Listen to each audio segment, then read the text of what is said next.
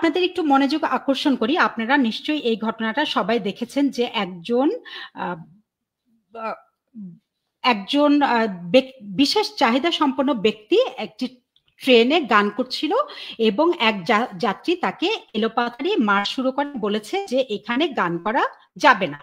হ্যাঁ, তারপরে দেখুন আরেকটি ঘটনা, ঢাকা বিশ্ববিদ্যালয়ের টেলিভিশন ফিল্ম অ্যান্ড ফটোগ্রাফি বিভাগ নিয়ে টেলিভিশন ফিল্ম অ্যান্ড ফটোগ্রাফি বিভাগ ইসলামী ছাত্র শিবির নামের একটি পেজ ঘোষণা দিয়েছে যে এই বিভাগটি নাকি নাস্তিকতা, ধর্মবিরোধ, ইসলাম বিরোধ, ভারতপন্থী এবং শাহবাগী অপচিন্তার ক্ষেত্র, এবং তারা এটির মধ্যে ইসলামের আলো পৌঁছে দিতে সচেতন হবে এখন থেকে, কারণ এখন তাদের সময় এসেছে।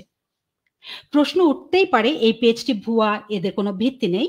ঘটনা সেটা নয়, কিন্তু ঘটনা হলো এ ধরনের কাজ এখন যে কেউ করতে পারে। আর্ট কালচার, গান নাচের জায়গাটা কি সংকুচিত হয়ে আসছে? আমরা কি সেরকম কোনো প্রতিধ্বনি শুনতে পাচ্ছি?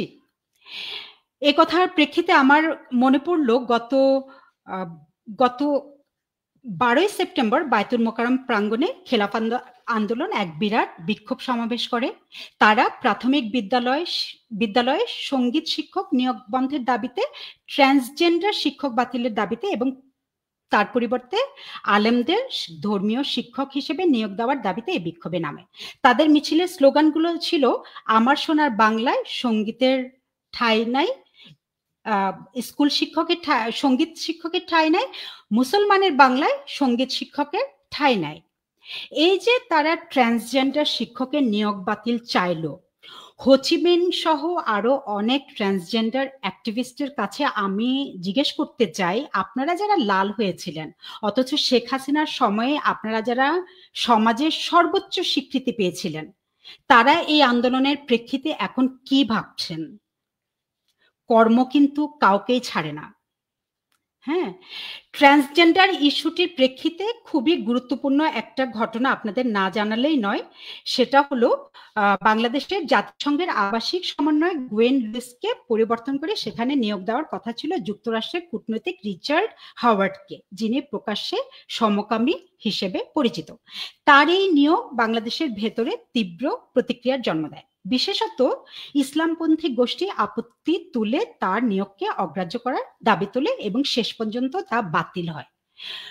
প্রমাণিত কিছু নয়, তবে অভিযোগ হচ্ছে হাওয়ার্ডের যৌন পরিচয়কে ঘিরে যে বিতর্ক তৈরি করা হয়েছিল তা ছিল একটি পরিকল্পিত স্মিয়ার ক্যাম্পেইন, যার পেছনে লুইস ও জাতিসংঘের ভেতরের কিছু প্রভাবশালী মহলের হাত থাকতে পারে, যেখানে মূল উদ্দেশ্য হচ্ছে লুইসের মেয়াদ বাড়ানো।